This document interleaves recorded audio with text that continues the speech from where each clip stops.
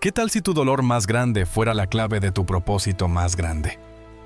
Comenzamos en el antiguo Israel, durante la época de los jueces, un tiempo volátil que estaba a punto de ser transformado por la agonía solitaria de una mujer. Nuestra historia se centra en Ana, la amada esposa de Elcaná.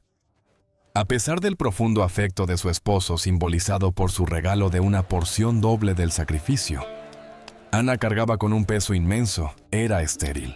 En su mundo esto no era una tristeza silenciosa.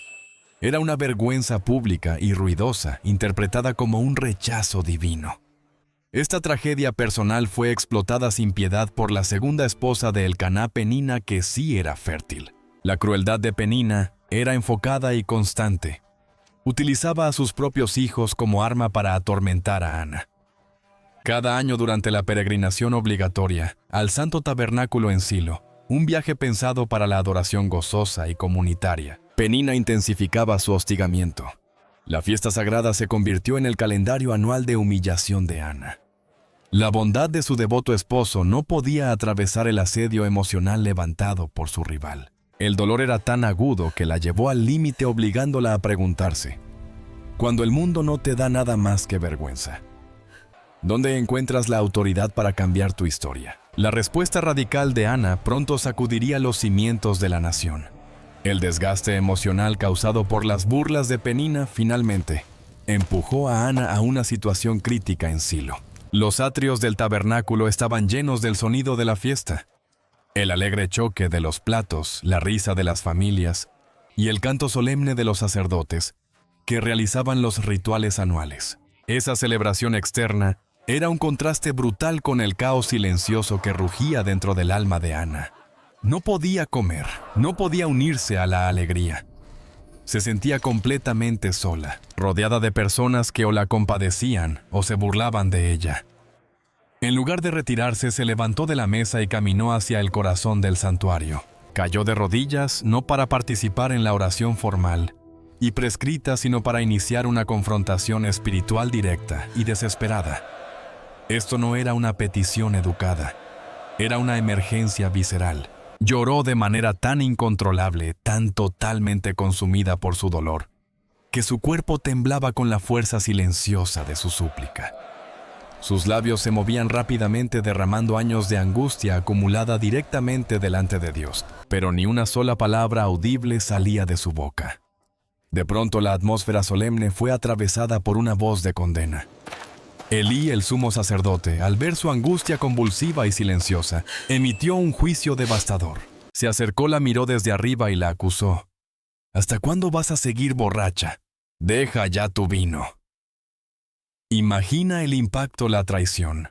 Ana estaba desnudando su alma solo para ser catalogada como una borracha común por el mismo hombre que se suponía debía representar la compasión de Dios. Este era el momento en el que la ira o la autocompasión podían haber ganado alejándola para siempre. Pero Ana rechazó la tentación. Se recompuso y con una profunda dignidad presentó su defensa. No discutió sobre su reputación. Aclaró su propósito. No, mi señor, soy una mujer atribulada de espíritu.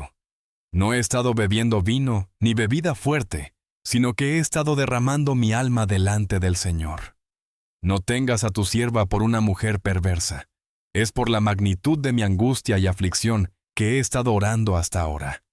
Su sinceridad era tan transparente, su dolor tan crudo, que al instante destrozó el cinismo de Elí. El sumo sacerdote, repentinamente despierto a la realidad de su ferviente devoción, cambió rápidamente su autoridad de juicio a bendición.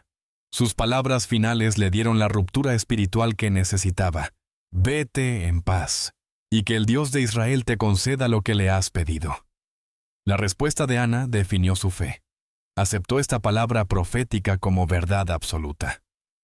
Inmediatamente salió del santuario y en una completa inversión de su estado anterior comió, y su semblante ya no estuvo triste. Había intercambiado su necesidad física por una certeza espiritual, confiando en que el milagro ya estaba sellado en los cielos. En la tranquila y fiel espera que siguió a su oración transformadora, el deseo más profundo de Ana finalmente se hizo realidad. El relato confirma la soberanía del Dios que oye. Con el tiempo concibió y dio a luz un hijo. Lo llamó Samuel, un nombre que sirve como testimonio eterno de su victoria, y que literalmente significa escuchado por Dios. Este momento fue la culminación gloriosa de años de dolor implacable, una manifestación física de un pacto espiritual. Para muchos, la historia comprensiblemente podría terminar aquí. Después de soportar la burla, la desesperación y la agonizante presión social de la esterilidad, Ana finalmente sostenía el símbolo de su dignidad, la prueba viviente de que no había sido olvidada. Tener en sus brazos a Samuel, su hijo milagro, representaba el fin de su vergüenza y la derrota definitiva de las crueles burlas de Penina. Cualquier madre en su posición estaría justificada en dedicar toda su vida a atesorar, proteger, y quizá hasta consentir este regalo precioso y tan duramente ganado. Había librado una guerra espiritual para recibirlo. Sin duda ahora tenía derecho a quedarse con él. Sin embargo, precisamente aquí es donde la historia de Ana gira de un simple relato de bendición a una lección profunda y transformadora sobre la rendición absoluta. Ana era una mujer que entendía la santidad de un voto. Cuando estaba en lo más bajo, no solo pidió un hijo, prometió explícitamente devolver ese hijo al Señor para su servicio de por vida como nazareo. Un compromiso que implicaba separación y devoción al tabernáculo para toda la vida. Cumplir este voto requería un segundo sacrificio monumental, quizá incluso más doloroso que sus años de esterilidad. Imagina la profundidad de su amor por este niño, la alegría de verlo crecer más allá de la infancia. Entonces llegó el momento, la hora de cumplir la promesa. Ana no vaciló, no racionalizó, no negoció, no postergó. No buscó consejos sobre si criar a Samuel en casa podía contar como servir al Señor. Su obediencia fue inmediata e inquebrantable, incluso cuando le costaba lo más preciado de su vida. Volvió a Silo no con una petición vacía, sino con su hijo amado, acompañada por la ofrenda necesaria de un becerro de 3 años, harina y vino. Presentó a Samuel ante Elí, el sumo sacerdote, con una declaración que resuena a través de los siglos. Yo soy la mujer que estuvo aquí junto a ti orando al Señor. Por este niño oraba, y el Señor me ha concedido lo que le pedí. Por eso ahora yo se lo entrego al Señor. Todos los días de su vida será del Señor. Este acto de dedicación es el verdadero clímax de su viaje de fe. Fue una elección voluntaria y costosa de priorizar al dador por encima del don. La profundidad de su compromiso es casi inconcebible. Entregó voluntariamente su milagro, su redención y aquello mismo que había silenciado a su rival, eligiendo en su lugar honrar su pacto con Dios. Podría haber argumentado que su deber era criar ella misma al niño, pero eligió una obediencia radical. Eligió un futuro en el que vería a su hijo, solo una vez al año, cuando visitara Silo para llevarle una túnica pequeña y nueva. Para nosotros, esto es un desafío impresionante. Qué milagro o bendición hemos aferrado con tanta fuerza, que hemos olvidado el voto que hicimos en la oscuridad. La disposición de Ana a entregar a Samuel resalta una verdad espiritual universal. La verdadera bendición no está en poseer el regalo, sino en liberarlo fielmente de nuevo a los propósitos soberanos de Dios. Al dedicar a su hijo, Ana trascendió la mera maternidad. Participó activamente en el lanzamiento de un ministerio profético. El acto radical de rendición de Ana, poner en manos de Elí al hijo milagroso que había esperado tanto, no resultó en silencio ni abandono. Más bien abrió un periodo de exaltación divina sin precedentes. El Dios que escuchó su oración desesperada, ahora honraba su profunda obediencia. La respuesta inmediata de Ana no fue tristeza, sino una explosión de gozo y gratitud incontenibles, capturada en uno de los himnos de fe más poderosos registrados en la Escritura, el Cántico de Ana. Este cántico, que se encuentra en 1 Samuel capítulo 2, es mucho más que una simple nota de agradecimiento por un bebé. Es un magnífico manifiesto teológico. Va más allá de su historia personal para proclamar verdades universales sobre el carácter, el poder y la justicia de Dios.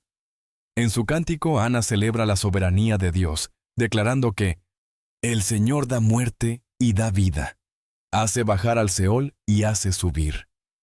Reconoce que toda circunstancia humana está en última instancia bajo el mando supremo de Dios. Este cambio de perspectiva es vital. habiendo pasado de enfocarse en su falta personal a confiar en el control cósmico de Dios, encontró una estabilidad inquebrantable. Anuncia con alegría que los arcos de los poderosos son quebrados, pero los débiles se ciñen de fuerza. Esta es una profunda declaración de la justicia divina, que celebra el papel activo de Dios en revertir la suerte humana, levantando a los humildes como ella misma y derribando a los soberbios como su rival Penina. Este tema de la inversión divina es tan crucial y atemporal que el himno de Ana funciona como precursor literario y espiritual del Magnificat, el cántico de alabanza de María, al concebir a Jesús, uniendo aún más la victoria personal de Ana con el gran arco de la historia de la salvación. De manera clave, la fidelidad de Ana y su disposición a entregar su primera bendición fueron recompensadas con una multiplicación extraordinaria de bendiciones. La historia no termina con su dolor, culmina en una fecundidad abrumadora. Dios, que nunca se deja ganar en generosidad, bendijo a Ana con 3 hijos más y 2 hijas. Su legado final no fue un hijo, sino 6. Una cifra impresionante que extinguió definitivamente la vergüenza de la esterilidad y silenció para siempre a sus burladores. Para el oyente contemporáneo, esto ofrece una perspectiva invaluable sobre el principio de la multiplicación divina. Lo que entregamos a Dios, Él nos lo devuelve multiplicado, a menudo en formas que superan con creces nuestra capacidad original de recibir. Se nos desafía a considerar: ¿estamos aferrándonos a una sola bendición por temor cuando soltarla podría desatar una cascada de un favor mayor? La vida de Ana testifica que el sacrificio genuino es el camino hacia una multiplicación profunda y duradera. Su bendición física de 6 hijos fue la evidencia tangible de que su devoción espiritual fue honrada y de que su historia fue completamente redimida. Modeló cómo convertir un testimonio personal en una alabanza profética y universal, asegurando una verdad eterna sobre la fidelidad de Dios. El profundo impacto de la oración de Ana y su posterior sacrificio trasciende su alegría personal y su abundante bendición doméstica. Su decisión de entregar a su hijo milagro Samuel al servicio del tabernáculo lanzó en última instancia uno de los ministerios más trascendentes en la historia de Israel. Samuel creció en la presencia del Señor, convirtiéndose en el último juez, uno de los profetas más grandes y un líder de transición clave. Él guió a la nación hacia la monarquía. El legado de Samuel es inmenso. Ungió a Saúl, el primer rey de Israel, y luego, tras el fracaso de Saúl, ungió al joven pastor David, el hombre conforme al corazón de Dios, estableciendo así la línea real, a través de la cual finalmente descendería el Mesías Jesucristo.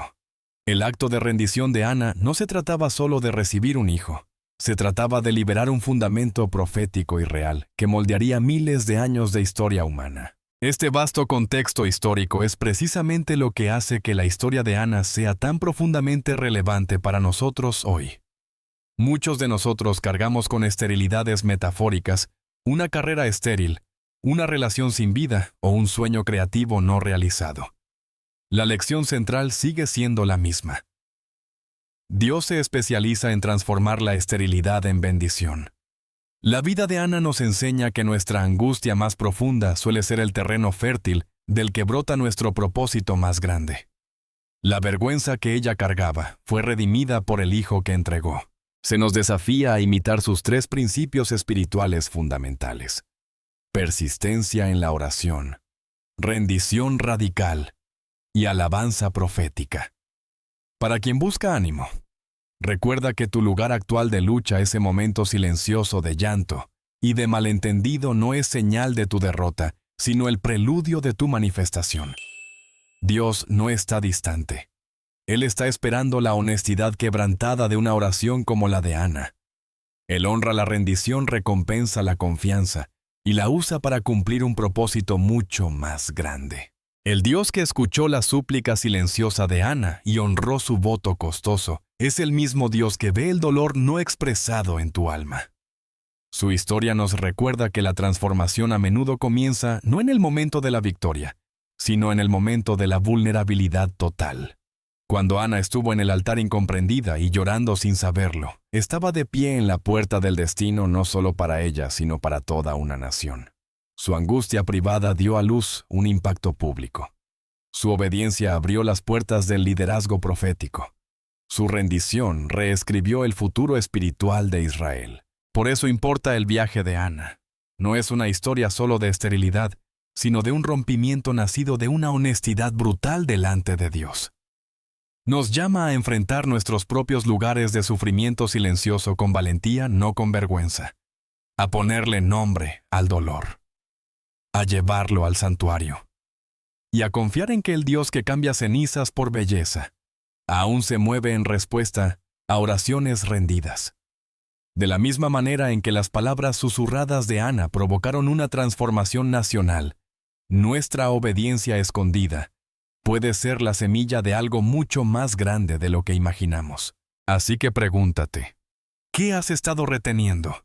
¿Qué promesa hiciste en la noche que el miedo no te deja cumplir?